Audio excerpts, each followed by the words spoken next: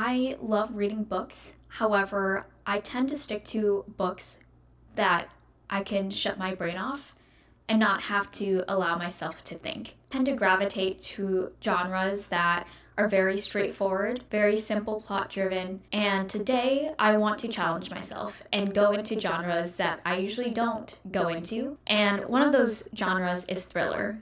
And I found a couple of books from my library. There are so many different types of reading challenges. However, there are the 24-hour reading challenge, there's swap my iPhone screen time, and I just don't know if I have the time right now to be able to do 24 hours and I know my phone screen time, it's awful. And there's no way, I don't know if I'm able to consistently read for like 8 hours at a time. I don't think I'm at that level where I can do that consistently, and I want to do the challenge justice. I don't want to like fake it. So I'm going to do my own challenge, but I'm going to do a challenge of how many books can I read in a day. And when I say in a day, I'm not going to be staying until midnight. It's when I go to bed. And that is probably around 10 p.m. Right now, it is 11:30 a.m. right now. So I'm going to, whatever books that I finish within a day, I am going to count off and like give my opinion throughout the books that I read. So the first book is The Mean Ones by Tatiana Schlote-Bonne. This book is about Sadie, who hears dead animals, a comforting male's voice in her head. Her therapist insists they are just symptoms of PTSD, and she's considering she hid it. And this was because she kind of witnessed her friends getting murdered, so she has PTSD from that. So like this was around 17 years ago. Now she's 29, and now she works with her husband, and they're physical therapists. They both agree to go on a couple's trip to a cabin in the woods, and her visions get worse. A strange figure stalks her during the night, and that male voice in Sadie's head keeps calling and asking her to do things she's never fathomed. So I'm excited to start with this book, and I'll let you know when I have something interesting to say about the book. I'm at page 24, and really what's going on is her boyfriend Lucas is deciding that Sabrina and him should go to a camping grounds because one of their family's members canceled at the last minute, so he was like, oh, might as well reuse it and just go for like a weekend. In the blurb, she has a pretty traumatic history from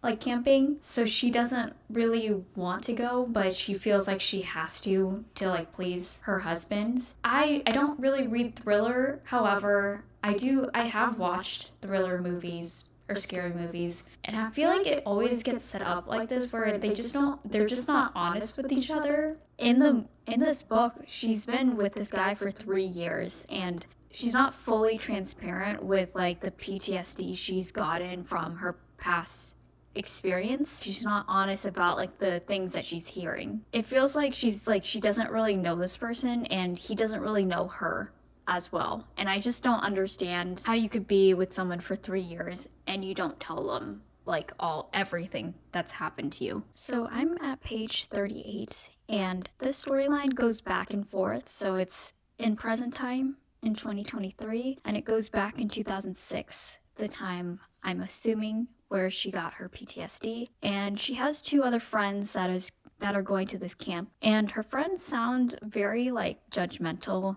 They were like talking about someone's like body. They sound pretty judgmental, and she even says in the book, I hope they're not talking about me like they're talking about other people. Yeah, it just reminds me of middle school. I remember like in elementary to middle school, I had a couple of friends who would treat me this way, so it just like brings me back, and I'm like, oh my god, I don't remember, like I don't hang out with people who talk like this ever. Don't allow that in my life. So it's just weird to have to go back and feel like, oh god, now I'm in middle school all over again. I got cold, so I put on a sweater. I'm around page 50. I am starting to not like Lucas at all. I think he's kind of a jerk too. What I'm realizing is maybe because of her past, of the PTSD that happened in 2006, she kind of replaced it with Lucas. I don't feel like she she feels like she's worthy to have someone who's better for her.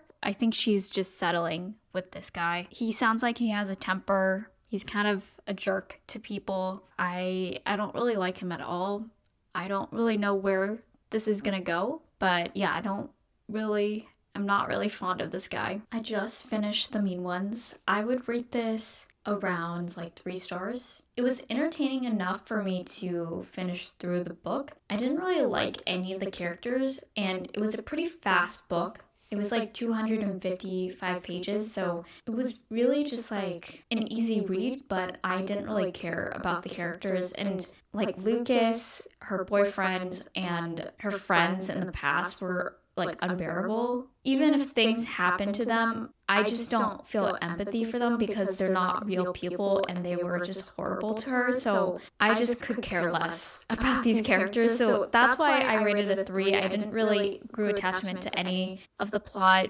It was different, but I felt like some things were just kind of randomly put in. Like some of the clues or things that were revealed so fast that you're just like, how did this like happen, or why did this happen so fast? I felt like there just needed to be more leading up time before they revealed certain things. But my next book that I'm going to be reading, When the Wolf Comes by Nat Cassidy. This book is about Jess, who's a struggling actress, finds a 5-year-old runaway hiding in the bushes outside her apartment, and after a violent encounter with the boy's father, she and the boy find themselves running for their lives. As they attempt to evade the boy's increasingly desperate father, different amounts of like incidents follow them. She first thinks that she knows what she's up against, but then more things happen, and it sounds like the story shifts based on that. So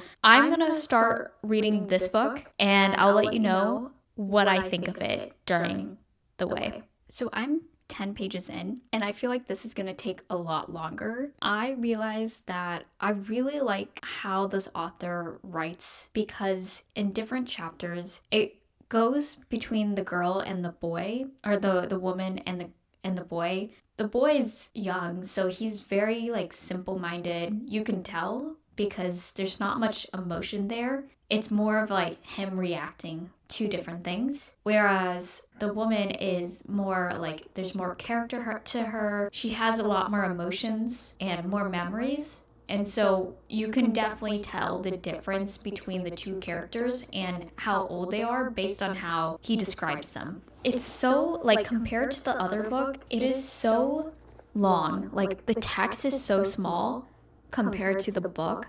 It feels like this is going to be double the amount of reading in order to get finished. So I don't even know if I'm going to be able to finish this by the end of today. Yeah, but I do really like it so far. I do like how everything is like worded, how's it going, even though it's only 10 pages. I don't know how like booktubers do this, where they read in a day or they do the 24-hour challenge. I feel like after that first book, I'm already like, it feels like an equivalent to a brain freeze where you're just like numb to reading. I had to take a break and do something different for like a little bit, but I will continue to read until I can't. So I'll let you know what I find in this book. I think right now it's around 5 p.m. I'm at page 20, so I definitely got sidetracked. I was also working on other things, so I kind of commend some of the booktubers because they're able to concentrate for a long period of time. I'm just not at that place right now, so going back and reading, hopefully I make some sort of dent in this book. I don't know like how long, but I will let you know what I find in this book. I'm gonna have to make another confession. It is around 7 p.m. and I think I'm just gonna quit this challenge. I am at page 41. I just realized that I'm just not built for these challenges. I think after that first book, I just don't have the endurance to continue. So I'm going to think of different challenges that I could do that could fit into multiple days instead of one day. I actually like this book better This book is a lot better than what I read in the morning.